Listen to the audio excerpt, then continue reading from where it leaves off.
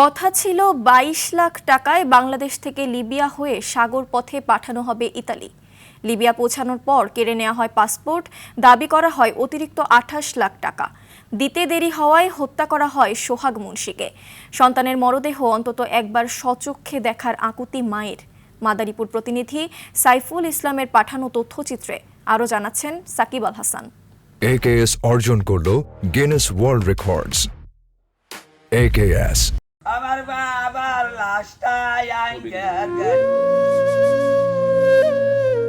কাঁদতে কাঁদতে একসময় চোখের পানি হয়তো এভাবেই ফুরিয়ে যায়, কিন্তু বুকের ভেতর চাপা পাহাড় সম দুঃখের ভার কি করে কমবে সেই উত্তর জানা নেই পরিবারের কাছে।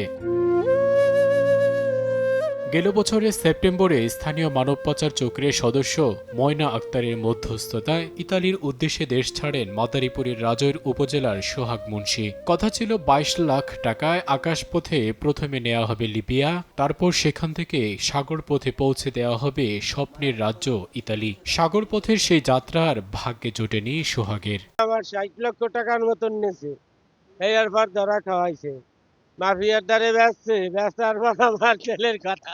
লিবিয়ার দালাল জুলাস ওনার যেহেতু কোনোভাবে কোনো মুক্তি না হয়, ঠিক আছে, উনি বিভিন্নভাবে মানুষকে টর্চার করতেছে। লিবিয়া পৌঁছানোর পর কেড়ে নেওয়া হয় পাসপোর্ট, এরপর চালানো হয় পাশবিক নির্যাতন। মুক্তিপণ দাবি করা হয় ৬০ লাখ টাকা।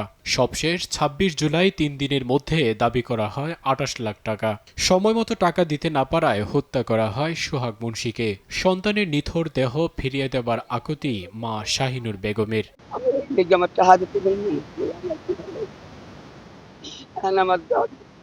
আমার ছেলে তো গেছেই, আমার ছেলের লাশটা আবার একটু ঘিরে যেতে।